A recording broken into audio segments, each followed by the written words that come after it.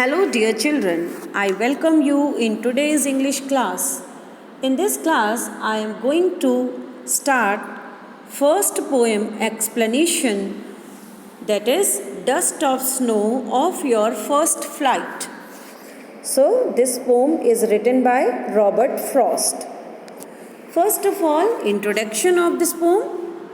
The poem Dust of Snow by Robert Frost is a simple and short poem, yet with a deeper and larger meaning. The poet explains how an act as petty as expressing snow on one's body can brighten one's day up. The message of the poem is put into the words by Robert Frost. Let's start the explanation and word meanings. The way a crow shook down on me the dust of snow from a hemlock tree. First of all, shook, the past form of shake. Hemlock, this tree is presented here, dear children, you can see. This tree is known as hemlock tree. It's a poisonous tree with small white flowers. Though at this time, the tree is completely covered by snow. That is why his white flowers are not visible. But it is supposed to be a poisonous tree, not auspicious one. The poem is set in a scene where the poet is in a bad mood and is walking by a tree, a hemlock tree. Hemlock tree is a poisonous tree. As he passes by, a crow happens to throw some snow dust on him. Whether it falls on his head or shoulders is unknown, as there is no specific mention in the poem. Also, but it seems that it fell on his shoulder because that's why he was so easily able to notice it. Also, the readers are left in doubt about the bird's specific action, whether the crow was landing, shivering with cold, readjusting itself on the branch, or taking off.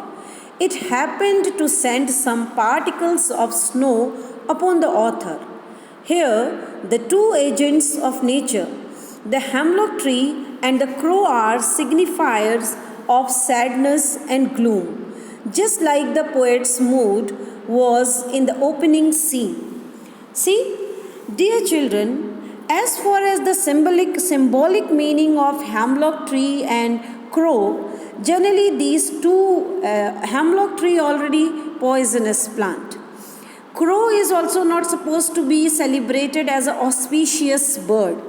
So as the poet's mood was sad, the same way he had presented the reference of hemlock tree and the reference of crow, has given my heart a change of mood and saved some part of a day I had rued here, regret. For reason unknown, the author was having a terrible day, a very bad day, disappointing day, because everywhere there was no ray of life. The poet was extremely disappointed to see. Winter season was going on, no vegetation was outside. He was very disappointed. But the falling of the snow on his head lifted his mood instantly. He had already spent his day in a bad mood, but the rest of it was saved by the crow and the hemlock tree. Generally, hemlock tree and crow are used for negative references, but the poet used them beautifully to portray that inauspicious things can bring joy and happiness too. One must not take things for granted and should be open and accept whichever way the nature chooses to.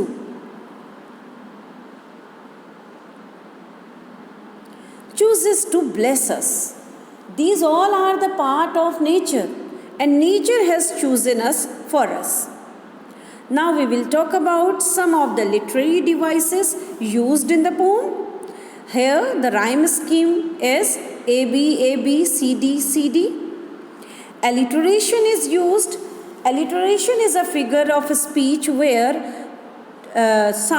consonant sound is repeated. Has given my heart. You can see in has given my heart, H sound is repeated and it is written in bold as well.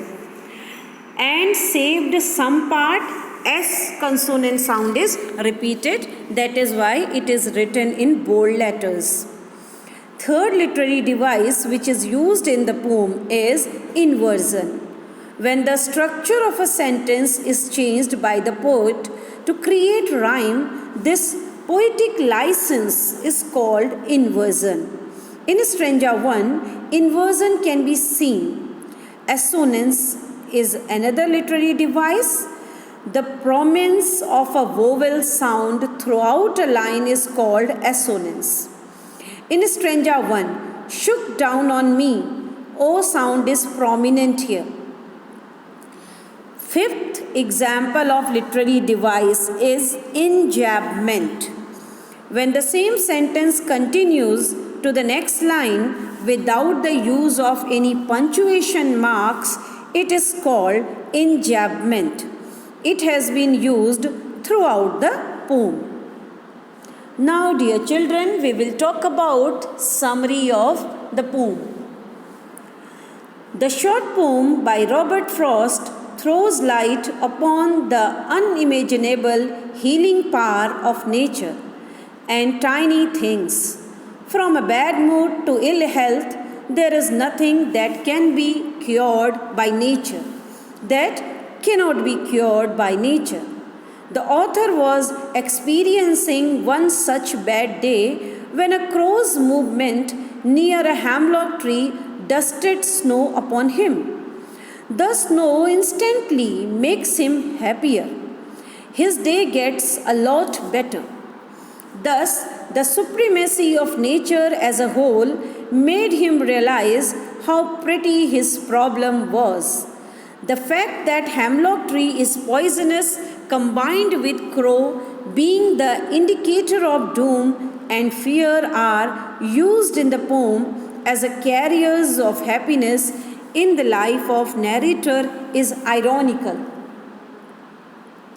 The poet, through these objects, has tried to highlight that sometimes creatures linked with negative aspects of life can be the bringer of change and happiness.